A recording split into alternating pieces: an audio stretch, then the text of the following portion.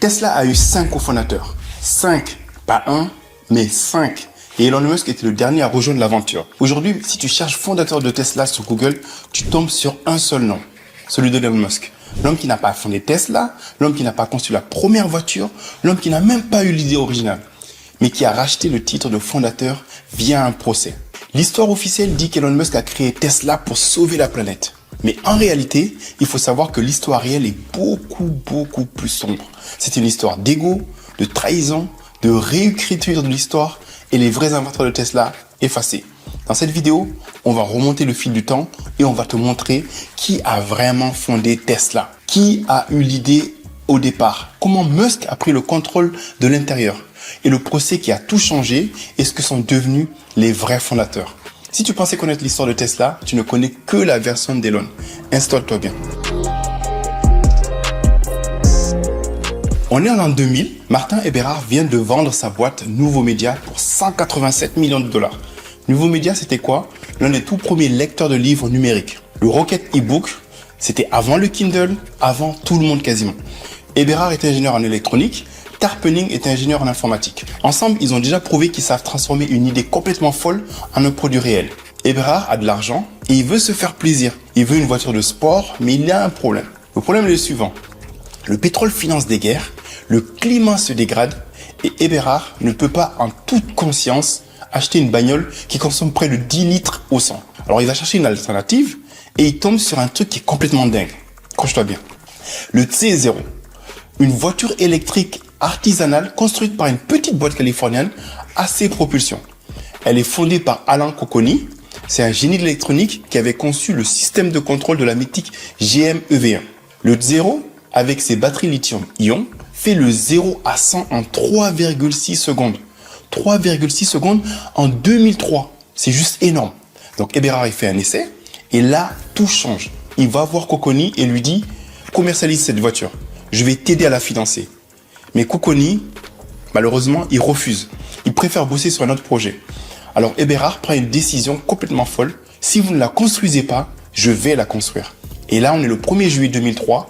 Martin Eberhard et Mark Tarpenning incorporent Tesla Motors. Le nom, en fait, c'est un hommage à Nikola Tesla. C'est l'inventeur du courant alternatif. C'est un homme que Thomas Edison a essayé d'effacer de l'histoire. Et l'ironie, vous allez voir, elle est vraiment cruelle. Parce que l'histoire, elle va se répéter à nouveau. Eberhard est CEO, Tarpenning est CFO et VP Engineering électrique. Quelques mois plus tard, Ian Wright les rejoint comme troisième employé. Ils financent la boîte de leur propre poche. Rappelez-vous, ils ont fait un cash-out impressionnant. Ils bossent dans un petit local de Menlo Park et ils ont une vision vraiment claire pour ce qu'ils veulent faire pour le futur. Une voiture électrique qui ne doit pas être un compromis et doit être meilleure que la concurrence pour que les gens aient envie de l'acheter. 2. La technologie batterie lithium-ion change tout. L'autonomie devient enfin réaliste. Et en 3, une voiture électrique bien conçue peut séduire les plus grands passionnés d'automobile. Donc pas une voiture écolo pour hippie, mais une bombe de performance. D'abord pour les riches, ils auront les moyens de démarrer en premier les achats, les essais. Et ensuite, pour tout le monde, la phase 2 de démocratisation. C'est la stratégie en fait de Tesla dès le jour 1. Et l'insight de génie d'Eberhard, c'est tout simplement qu'il a vu des gens riches de Palo Alto garer une Prius à côté de leur Porsche. Ils veulent la conscience écolo et la performance. Et personne ne leur propose les deux. Tesla va leur donner tout ça. Mais pour ça, il faut de l'argent. Beaucoup d'argent. Et c'est là qu'entre en scène un certain Elon Musk. À présent, on est en début 2004. Elon Musk vient de toucher 176 millions de dollars de la vente de PayPal à eBay. C'est un gros cash out. Il est déjà en train de monter SpaceX et il cherche d'autres projets. Le gars est super multitâche. Il s'intéresse d'ailleurs aux voitures électriques et comment Musk et Eberhard se rencontrent, tout simplement par un intermédiaire. J.B. Straubel, un jeune ingénieur de Stanford, passionné de véhicules électriques, parle du Zero à Musk. Musk va faire un essai et il est complètement bluffé. Il veut acheter le Zero, AC Propulsion refuse, comme pour avec Eberhard. Musk propose même 250 000 $ pour convertir sa Porsche 911 en électrique, refus également. Alors Tom Gage, le CEO d'AC Propulsion, a une idée. Il dit à Musk, vous devriez parler à Martin Eberhard parce qu'il monte une boîte pour faire exactement ça. Eberhard et Ian Wright débarquent chez SpaceX et en 2 heures, l'affaire est pliée. Musk dit simplement, ok, je le fais.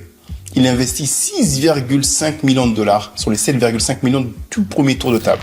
Il devient président du conseil d'administration et le plus gros actionnaire de Tesla. Retiens bien ça. Et c'est là que les choses commencent à se compliquer justement. Parce que Musk, c'est pas l'investisseur passif. Loin de là en fait. Il s'implique dans le design, il insiste sur une carrosserie en fibre de carbone, il a des opinions sur tout. Le gars est hyper impliqué. Mais officiellement, c'est Eberhard qui gère. C'est Eberhard le CEO, c'est Eberhard le visionnaire, c'est Eberhard Monsieur Tesla. En 2006, le prototype du Tesla Roadster est dévoilé. Et c'est un événement mondial. Le Roadster est basé sur un châssis Lotus Elise, mais avec un moteur électrique. 0 à 100 en moins de 4 secondes, 400 km d'autonomie. C'est une révolution à l'époque. Le monde entier s'emballe, Eberhard est vraiment partout. Il apparaît dans des pubs BlackBerry, il est la star. Il fait la couverture des magazines. Bref, vraiment c'est un gros moment de lumière pour lui. Et Musk, notre cher ami Musk, va lui les présenter comme un investisseur précoce. Un investisseur. Retiens bien, pas un fondateur, pas un visionnaire. C'est le mec qui a mis de l'argent. Et ça, pour lui, ça ne passe pas. Surtout maintenant qu'on connaît son ego. Selon un reportage d'un média américain, Musk aurait même menacé de couper les liens avec la société de relations de presse de Tesla à cause de la couverture médiatique qui mettait Eberhard trop en avant. C'est la première fissure. Le premier signe que pour Musk, être juste un investisseur ne suffisait pas. Il veut être le fondateur. Mais il a un problème de taille parce que il l'est pas en fait, tout simplement. Donc allez, on fait une petite pause. Avant de continuer l'histoire, il faut qu'on parle d'un concept crucial en business. La différence entre un fondateur et un investisseur. C'est un sujet qui revient tout le temps dans les startups en fait. Et c'est bon de le clarifier. Donc en fait, un fondateur, c'est celui qui a l'idée. C'est celui qui a créé la structure, qui prend le risque initial, qui définit la vision. Un investisseur, c'est celui qui va mettre l'argent, qui finance la vision de quelqu'un d'autre, qui prend un risque financier, c'est clair, mais il ne crée pas le concept. La confusion, en fait, elle vient quand l'investisseur est aussi le plus gros actionnaire, parce qu'en fait, dans une startup, celui qui a le plus d'actions a le plus de pouvoir. C'est pas nécessairement celui qui a le plus d'idées, ce n'est pas nécessairement celui qui a la meilleure vision, mais le plus de pouvoir. Et le pouvoir de la Silicon Valley, ça te donne le droit de réécrire toute l'histoire. Retiens bien ce principe, parce que c'est exactement ce qui va se passer avec Tesla. Ok, on retourne à l'histoire. On est en mi-2007, le Roadster est en développement maintenant depuis 3 ans et ça ne se passe pas très bien. Les coûts explosent, des délais s'accumulent et la transmission pose des problèmes techniques majeurs. Dans le prospectus d'avril 2007, Tesla estime que le coût de fabrication du Roadster est à 65 000 $. Mais la réalité, c'est que le pack de batterie seul coûte déjà plus de 20 000 $. Donc les chiffres ne collent pas. Et là, lors d'un conseil d'administration en juillet 2007, Eberhard se fait passer un savon. Les investisseurs veulent des réponses, des chiffres précis, un plan réaliste. Et Eberhard, qui est avant tout un ingénieur, pas un financier, il n'a pas les réponses qu'ils attendent. Et sa défense à lui, en tant que CEO, normalement c'est le CFO qui fournit tous ces chiffres. Moi je suis ingénieur, pas comptable. Et le board, il n'entend pas cette oreille en fait. Parce que pour lui c'est le CEO, il doit pouvoir contrôler et gérer tout le monde, tout l'aspect de Tesla. En août 2007, le conseil d'administration mené par Musk, qui a le plus gros nombre de parts, demande à Eberhard de quitter son poste de CEO. Il est rétrogradé à président de la technologie. Un titre honorifique, mais un placard doré en réalité. Michael Marks, un ancien CEO de Flextronics, est nommé CEO par intérim. Marks est un homme d'opération, il n'a pas de vision, mais des chiffres.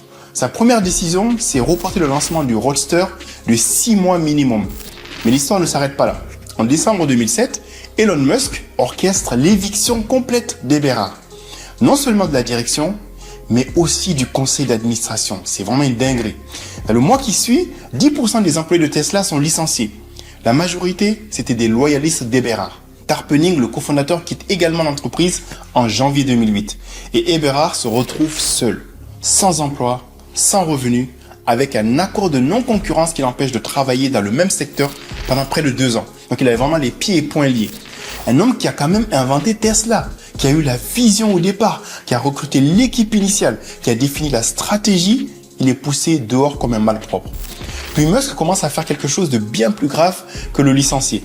Il commence à réécrire l'histoire.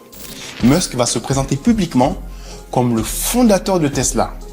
Pas le cofondateur, vous avez bien entendu, mais par le principal, non plus investisseur, par le fondateur.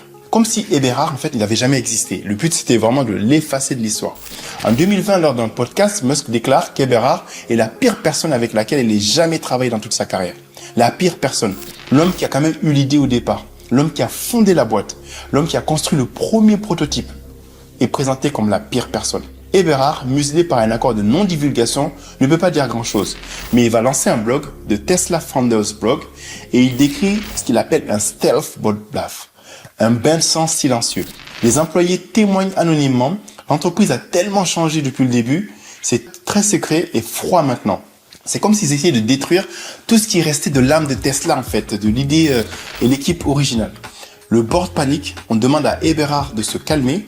Il finit donc par réduire par ses publications, mais le mal est déjà fait en fait, et la guerre ne fait que commencer. On est en juin 2009, Martin Eberhard attaque en justice. Pas seulement Tesla, mais Elon Musk personnellement. C'est quoi les charges qui lui sont retenues contre lui? Diffamation, calomnie, rupture de contrat. Eberhard accuse Musk d'avoir 1. Orchestré son éviction de l'entreprise, publiquement diffamé sa réputation, tenté de réécrire l'histoire en se proclamant faussement fondateur ou créateur de Tesla Motors et compromis la santé financière de l'entreprise. Et il y a un détail qui résume vraiment tout, c'est que Eberhard devait recevoir le deuxième Roadster jamais produit, le numéro 2, la Founder Series, un symbole, mais selon la plainte, un employé de Tesla a écrasé la voiture à l'arrière d'un camion. Toute la face avait dû être reconstruite. Un accident ou plutôt un message passé à Eberhard? Eberhard a dû se battre en justice juste pour récupérer sa voiture. Le procès dure quelques mois, puis en septembre 2009, un accord est trouvé.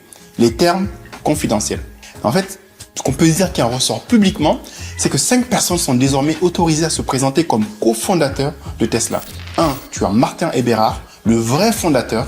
Mark Tarpenning, le vrai cofondateur. Normalement, ça s'arrête là. Ian Wright, le troisième employé. Elon Musk, l'investisseur principal. J.B. Straubel, le CTO, arrivé en mai 2004. Tu as bien lu, Elon Musk n'a pas fondé Tesla, il a obtenu le droit de se dire cofondateur via un accord judiciaire. En 2009, 6 ans après la création de l'entreprise. C'est comme si tu montais une boîte en 2003, que ton investisseur te vire en 2007, se faisait passer pour le fondateur et qu'en 2009, un tribunal validait le tout tranquillement, au calme. C'est exactement ce qui s'est passé. Mais le pire, c'est qu'en 2022, lors d'une conférence TED, on demande à Musk quel est le plus grand regret de sa carrière et sa réponse, je te le donne en 1000, la pire décision de ma carrière business a été de ne pas créer Tesla uniquement avec J.B. Straubel. Pas de mention d'Eberhard, pas de mention de Tarpenning, les gens qui ont réellement inventé Tesla. Effacé encore une fois. Ok, on va faire une deuxième pause, mais celle-là aussi, elle est super importante. Parce qu'en fait, ce qu'on vient de voir avec Tesla, ce n'est pas un cas isolé. D'ailleurs, si tu as vu la vidéo que j'ai faite sur Facebook, sur Peter Thiel, etc., c'est toujours le même pattern qui se répète. Dans la Silicon Valley, il y a un phénomène qu'on pourrait appeler le founder washing. C'est quand quelqu'un qui n'a pas fondé une entreprise finit par être perçu comme son fondateur. Comment ça marche? 3 petites étapes vraiment géniales. 1, tu investis massivement, ce qui te donne le contrôle du board. 2, tu évinces les fondateurs originaux sans scrupule, ce qui te donne le contrôle opérationnel. Et 3, tu réécris le récit médiatique, ce qui te donne le contrôle de la narration. Et c'est fait, l'histoire t'appartient. Et d'ailleurs, c'est pas la première fois que Musk fait ça en fait. Son statut de cofondateur PayPal, il est aussi contesté. PayPal en fait, c'est né d'une fusion entre Confinity, avec Peter Thiel et ses associés, et X.com. Musk a été nommé CEO de la boîte fusionnée, puis viré quelques mois plus tard. Ça en dit long. La boîte a été renommée PayPal après son départ. Mais aujourd'hui, tout le monde dit Elon Musk, cofondateur de PayPal. Le pattern se répète encore. La leçon, dans le monde des startups, ce n'est pas toujours celui qui a l'idée qui écrit l'histoire, c'est celui qui a l'argent. Voilà quelque chose qui est vraiment fascinant. 5 cofondateurs, 2 milliardaires, 3 oubliés. Commençons par ceux qui ont gagné. Elon Musk est devenu l'homme le plus riche du monde. Sa participation dans Tesla vaut maintenant des centaines de milliards de dollars. J.B. Straubel, le CTO, est resté chez Tesla jusqu'en 2019. Il a fondé Redwood Materials, une entreprise de recyclage de batteries lithium-ion.